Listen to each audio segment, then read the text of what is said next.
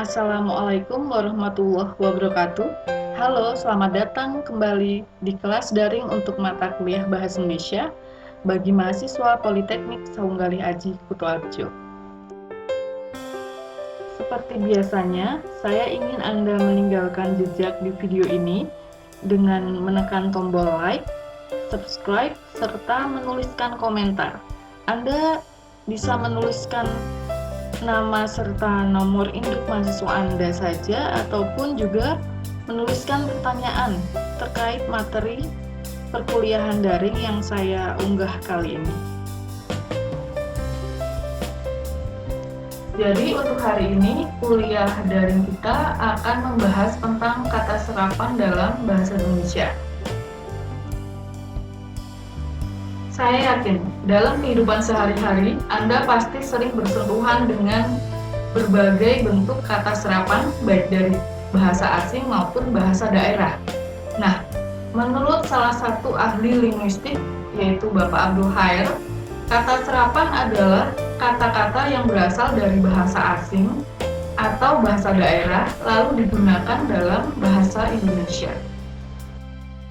Kata yang termasuk dalam kata serapan biasanya sudah digunakan oleh masyarakat secara umum. Oleh karena itu, ada kata serapan yang ejaan, tulisan, dan ucapannya sudah disesuaikan dengan cara pelafalan dalam bahasa Indonesia. Ada juga yang digunakan langsung tanpa ada proses penyesuaian seperti itu. Nanti tentang proses penyerapan kata dalam bahasa Indonesia akan kita bahas di slide berikutnya. Seperti yang sudah saya sebutkan di awal, kata serapan sering disebut juga sebagai kata pungutan atau kata pinjaman, atau istilah bahasa Inggrisnya adalah loan words. Kata serapan berasal dari bahasa asing maupun bahasa daerah dan telah terintegrasi ke dalam bahasa Indonesia dan dipergunakan secara umum. Pertanyaannya, kenapa harus menyerap kosakata dari bahasa asing? Apakah bahasa Indonesia kekurangan kosakata? Tentu saja jawabannya tidak. Justru dengan adanya kata serapan ini, kosakata dalam bahasa Indonesia bertambah kaya dan bahasa Indonesia pun semakin berkembang. Oke. Kita masuk ke pembahasan selanjutnya. Bagaimana proses pembentukan kata serapan dalam bahasa Indonesia? Nah, di dalam bahasa Indonesia ada 3 jenis proses pembentukan kata serapan. Yang pertama adalah adopsi, yang kedua adalah adaptasi, yang ketiga adalah pungutan dengan penerjemahan. Proses pembentukan kata serapan yang pertama adalah adopsi. Adopsi adalah proses penyerapan kata bahasa asing secara utuh tanpa mengubah lafal atau ejaannya dengan lafal atau ejaan bahasa Indonesia. Nah, dalam kehidupan sehari-hari banyak sekali contoh kata serapan yang diserap dengan cara adopsi, dan saya yakin Anda pasti banyak sekali menggunakan kata-kata tersebut ya. Saya ambil contoh misalnya supermarket ya. Kemudian burger. Kemudian ada lagi plaza. Kemudian hotdog ya. Radar, radio, internet, lift ya. Kemudian film, video, audio, golf. Itu hanya contoh kecil atau beberapa contoh kata-kata bahasa asing yang diserap secara utuh atau diadopsi dari bahasa asing ke dalam bahasa Indonesia dalam bentuk yang utuh ya, tanpa mengubah sedikit pun lafal atau ejaannya dan disesuaikan dengan lafal dan ejaan bahasa Indonesia. Jadi kata-kata yang tadi saya contohkan itu adalah bentuk asli kata bahasa asing yang diadopsi secara utuh ke dalam bahasa Indonesia. Yang kedua adalah adaptasi. Nah, berbeda dengan adopsi, adaptasi ini adalah proses penyerapan kata-kata asing yang ucapan dan ejaannya telah disesuaikan atau diadaptasikan dengan kaidah bahasa Indonesia. Nah, perubahan ejaan dibuat seperlunya sehingga kata serapan tersebut masih bisa dibandingkan dengan bentuk aslinya dari bahasa asalnya. Maksudnya, jika bentuk kata asing dalam bentuk aslinya dibandingkan dengan kata dalam bahasa Indonesia atau bentuk adaptasinya dalam bahasa Indonesia, kedua bentuk tersebut masih terlihat kemiripannya masih bisa terlihat. Saya ambil contoh misalnya kata option dalam bahasa Inggris diadaptasikan ke dalam bahasa Indonesia menjadi opsi, ya. Terlihat kan kalau ada kemiripan bentuk dari option dan opsi. Contoh lainnya misalnya application dalam bahasa Inggris diadaptasikan menjadi aplikasi dalam bahasa Indonesia. Kemudian account diadaptasi menjadi akun. Coffee diadaptasikan dalam bahasa Indonesia menjadi kopi. Kemudian ada lagi business dalam bahasa Inggris diadaptasikan menjadi bisnis dalam bahasa Indonesia. Ada banyak sekali contoh-contoh kata serapan yang diserap melalui proses adaptasi dari bahasa asing. Saya hanya mengambil beberapa contoh saja karena saya yakin Anda bisa mencari sendiri contoh-contoh lainnya. Oke? Proses pembentukan kata serapan yang ketiga adalah pungutan dengan penerjemahan. Ya, proses ini adalah proses penyerapan kosakata dari bahasa asing dengan cara menerjemahkan kata atau istilah tersebut tanpa mengubah makna aslinya. Dalam aplikasinya, biasanya misalnya kosakata asingnya terdiri atas dua kata, maka bentuk penerjemahan dalam bahasa Indonesia juga tetap terdiri atas dua kata.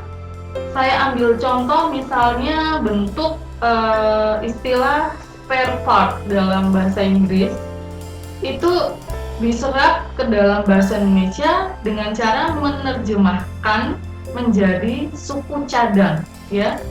Jadi seperti yang tadi sudah saya bilang, proses pembentukan kata serapan dengan pungutan dengan penerjemahan ini tidak mengubah bentuk asli, ya. Jadi jika bentuk aslinya dalam bahasa asing terdiri atas dua kata, maka bentuk penerjemahannya pun tetap terdiri atas dua kata. Misalnya tadi saya sebutkan spare part terjemahkan ke dalam bahasa Indonesia menjadi suku cadang. Kemudian try out menjadi uji coba. Ya. Masih ada lagi contoh-contoh lainnya, Anda nanti bisa mencari sendiri melalui aplikasi pencarian di internet. Selain tiga jenis proses pembentukan kata serapan yang saya sebutkan di slide ini, sebetulnya ada satu lagi proses atau jenis proses pembentukan kata serapan yang disebut sebagai kreasi, ya. Jadi cara kreasi ini hampir sama dengan pungutan dengan penerjemahan. Bedanya adalah bentuk fisik yang tidak dituntut sama. Misalnya seperti tadi saya bilang, kalau proses pembentukan kata serapan melalui pungutan dengan penerjemahan, bentuk fisiknya harus sama. Misalnya kosakata dari bahasa Inggrisnya terdiri atas dua kata, maka bentuk serapannya harus terdiri atas dua kata. Nah, kalau bentuk kreasi ini tidak dituntut hal serupa dengan pungutan dengan penerjemahan. Nah, dalam proses kreasi ini misalnya kata dari bahasa asingnya terdiri atas dua kata atau lebih, bisa saja kata serapannya ditulis dalam satu kata saja, ya. Contoh yang dulu pernah cukup dikenal dalam bahasa Indonesia adalah efisien. Efisien diserap melalui proses kreasi menjadi tepat guna, atau efektif diserap dan diterjemahkan melalui proses kreasi menjadi berhasil guna.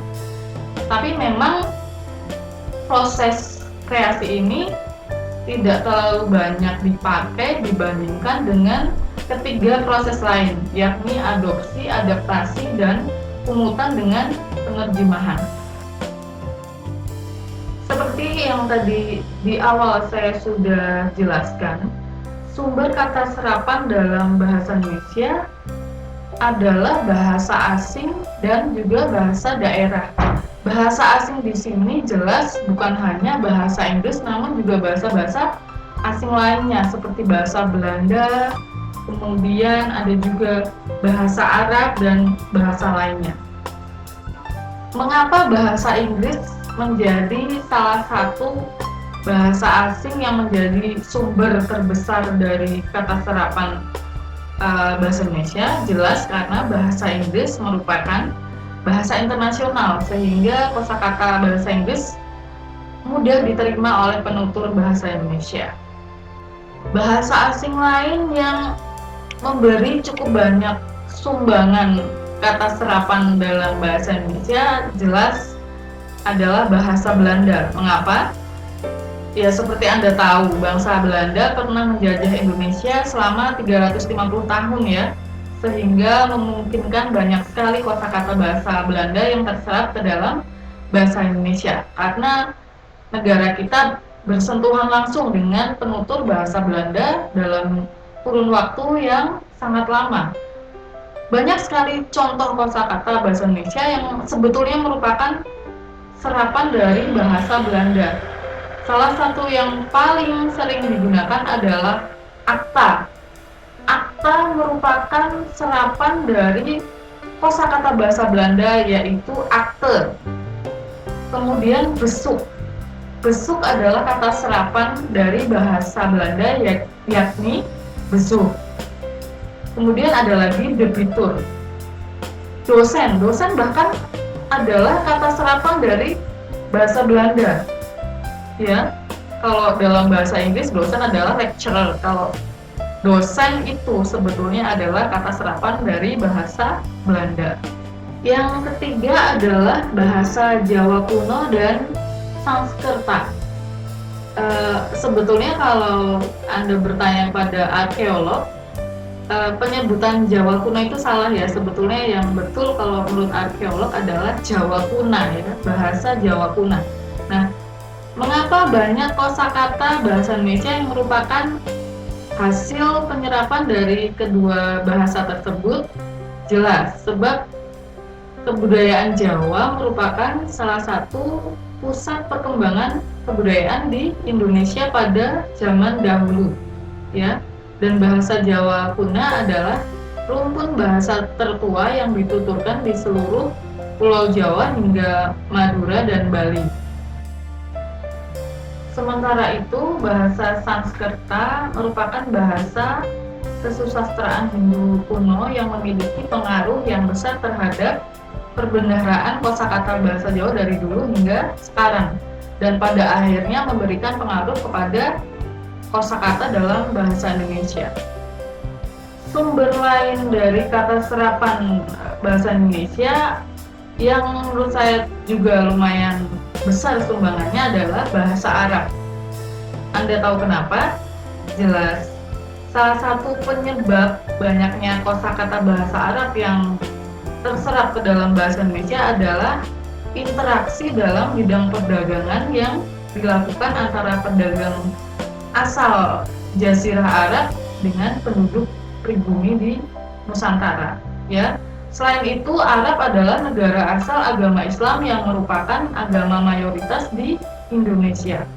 Oleh karena itu, banyak sekali kosakata bahasa Arab yang terserap menjadi kata serapan di bahasa Indonesia. Saya tidak akan memberikan contoh kata-kata serapan dari bahasa Arab, kemudian bahasa Jawa kuno dan Sanskerta maupun bahasa Belanda terlalu banyak ya. Nanti saya akan memberikan tugas kepada Anda untuk mengeksplorasi kosakata-kosakata bahasa Indonesia yang sebetulnya merupakan kata serapan dari bahasa-bahasa asing maupun bahasa daerah ya. Selain beberapa bahasa yang tadi saya sebutkan, sebetulnya Kosakata bahasa Indonesia juga memiliki banyak kata serapan yang berasal dari bahasa-bahasa lain.